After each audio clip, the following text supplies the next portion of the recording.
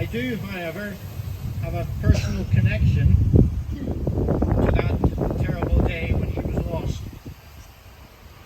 I was Padre to the Royal Irish Regiment. We had 2 platoons attached to the 3 Para battle group in Helmand. And on the day Mark was lost, I lost my driver, a guy by the name of Jarvie, a Fijian lad who had driven for me in Iraq. So I have that personal connection today to those events in which Mark won his George Cross.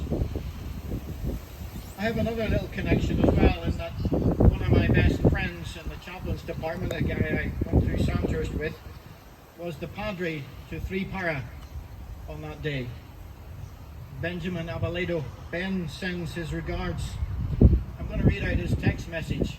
He won't thank me for it, but he's not here, so hard luck. He says, currently I am recovering from back surgery, so I'm afraid I'm not able to attend, the legacy of too many parachute jumps. I often think of Mark as he was a lovely boy who used to attend the services I held at Camp Bastion or wherever I went. He says, pass on my regards and blessings to those concerned. Blessings to you too, Benjamin. There can be no better words to remember Mark than the words of his dad read out at his funeral. And it's with those words that we remember Mark today. Mark was born on the 22nd of April 1979 to Bobby and Jem Wright. Bobby was a painter, decorator, and Jem was a hairdresser who was later on to become a nursery nurse. Jem and Bobby had been married for 8 years before they had Mark. They said they had waited a long time to have him, but that he was worth the wait in the end. He was a relaxed, easygoing boy. He enjoyed football, supported Hearts, liked riding his bike and going fishing with his granddad. He would stay with his grandparents if Jem and Bobby were having a night out, and Ma and Granda were again struck by how relaxed he was. He would tootle off to bed when he was ready. Not too many bedtime battles with Mark. He went to Prestonfield Primary School. His head teacher was Mrs. Sanderson, who described him as a lovely boy, whether he would have put it quite like that for himself. He was popular and friendly. His secondary school was St. Serf's at Westercoats in Edinburgh. After a few weeks' trauma, he settled in there to school.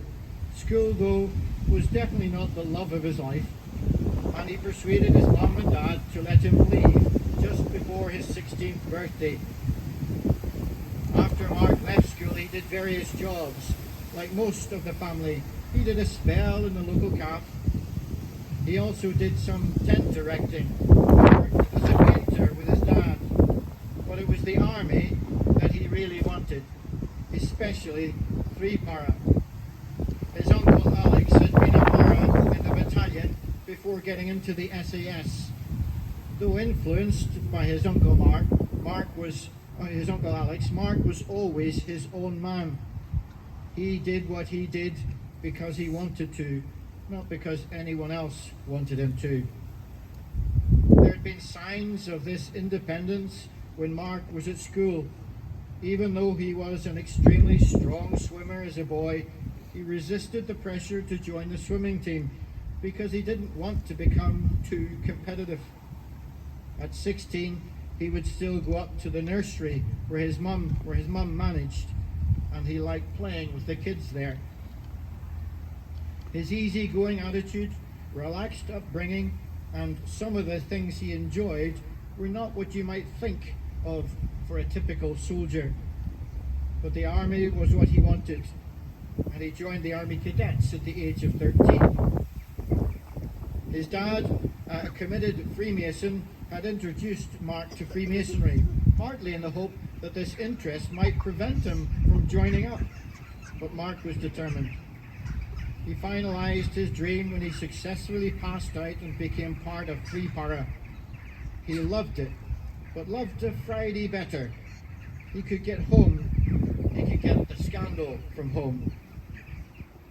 Mark did 3 tours of Northern Ireland, 2 tours of Iraq, and 1 of Afghanistan.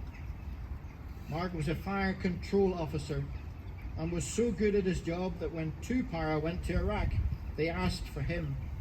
All the guys in 3 Para said he could land a mortar on a 50-pence piece. Mark was family oriented. He loved being around kids. He loved his nephews and nieces. Especially, he was a very caring person. The state of the kids in Afghanistan shocked Mark. Friendship was also important to him. As a cadet, he met David Brown. David was to become a close friend.